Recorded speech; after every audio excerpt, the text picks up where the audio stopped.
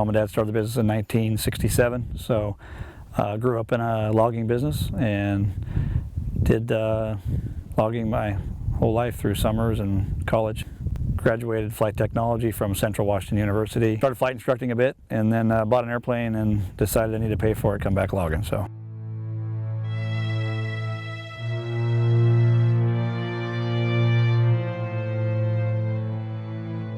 But yeah, so it's I live with it every day, and I've got a leg I drag around to remind me that you can't undo dead, I guess. But so it's a life changer. Well, from my family to all the people that come and visit you in the hospital, and all the how you change their lives. So it's not just you being responsible for yourself out here; it's you being responsible for everybody around you. I've always known Frank to be very aware of safety. That's probably the highest, most important thing that Frank takes to work every day. He wants to make sure that his crew gets home safely at night. Last year, awesome. My four tower crews running, zero injuries. We had zero lost time, all rigging guys. Not even a twisted ankle, not a fingernail, nothing. So that was pretty proud of that. Frank is very involved in the safety initiatives at the state level in both Oregon and Washington. So he's a leader not just among Weyerhaeuser contractors, but in the industry. In automation, you have now you have a safer industry, better jobs, more professional jobs, which is all things the industry is drastically needed.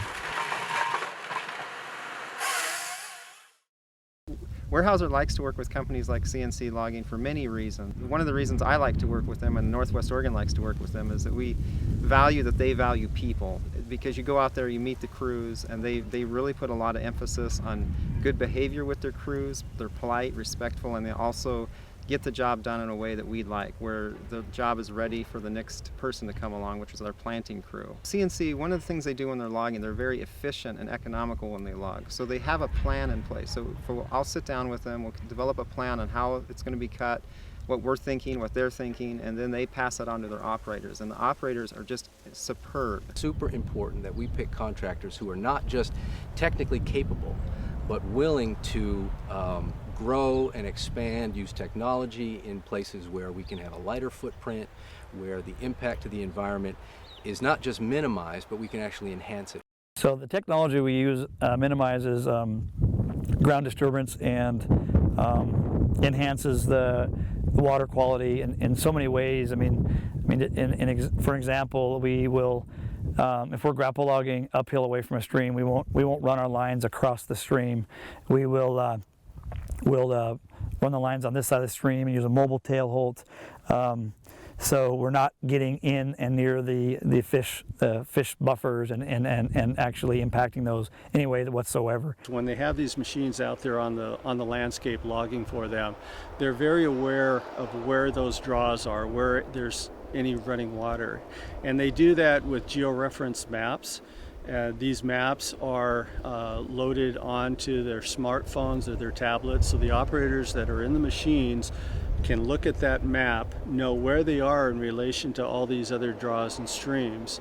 And when they're walking the machines across the landscape, they're always aware of how that is going to impact the soils. They can put down slash, they can walk on the slash so that they don't get a large amount of compaction. CNC keeps soil disturbance to a minimum. Part of the way they do that is by utilizing the same tracks to access a piece of property, and then they fluff up, they erase their tracks on their way out, and they do that all the time. During the job and after the job, they keep the erosion from any kind of cut banks or adjacent to roads.